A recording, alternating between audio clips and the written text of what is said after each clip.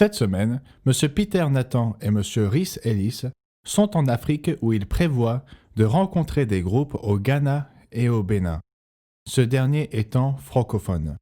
Et c'est la raison pour laquelle M. Ellis s'y rend puisqu'il parle le français, à l'inverse de M. Nathan. Ils rendront visite à des groupes qui veulent s'associer à nous. Ce sont des groupes qui semblent être très sincères. Ils ne veulent pas recevoir une aide, mais vraiment se joindre à nous. Certains de ces groupes faisaient partie de l'Église universelle de Dieu à l'époque. Nous allons les rencontrer. Ils veulent rejoindre l'œuvre, faire l'œuvre dans le monde entier. Alors ils vont se rendre en Afrique de l'Ouest. Puis M. Nathan partira pour l'Afrique du Sud, où il rendra visite à nos congrégations et participera au camp d'été pour les jeunes. C'est l'été dans l'hémisphère sud. Donc à la fin de ce mois, il participera au camp d'été et rencontrera le ministère qui est en place dans cette région. L'œuvre au Royaume-Uni continue d'explorer de nouvelles options pour la diffusion de nos émissions. Comme nous l'avons déjà signalé auparavant, les 3 stations CBS que nous utilisions ont mis fin à nos émissions. Ces portes se sont fermées. Le nouveau propriétaire des stations ou le nouveau directeur essaye de supprimer tout contenu religieux. Et donc nous avons été lâchés.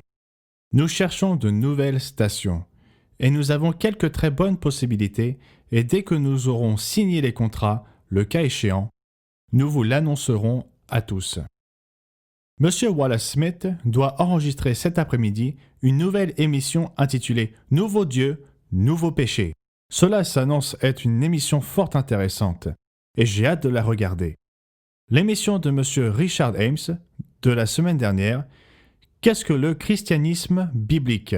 devrait recevoir au-delà de 4000 réponses. Nous ne connaissons pas le résultat final parce que les réponses arrivent plus tard sur une période d'une semaine environ. Les rapports de certaines régions sont un peu plus lents que d'autres, mais néanmoins, il semble qu'il s'agisse d'une autre très belle performance offrant la brochure Jean 3, verset 16. L'émission de cette semaine, qui s'intitule « L'espérance en période difficile », propose la brochure sur les jours saints. Cette semaine, nous avons tenu une réunion pour le programme des jeunes.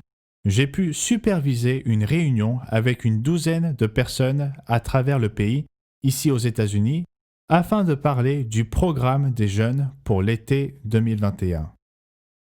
Ce fut une réunion très fructueuse. J'ai eu l'occasion de connaître un peu mieux certaines des personnes qui ont travaillé pour ce programme et de leur donner un aperçu de ce que nous voulons y faire.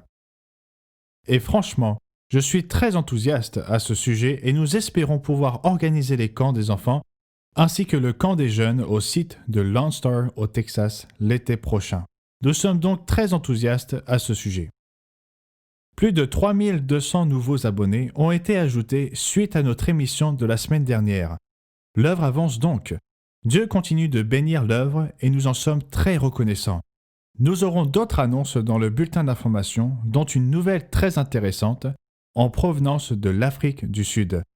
Nous avons perdu une femme de 87 ans. Son histoire avec l'Église est très intéressante et vous pouvez la découvrir dans le bulletin d'information. Je laisse cela de côté pour l'instant.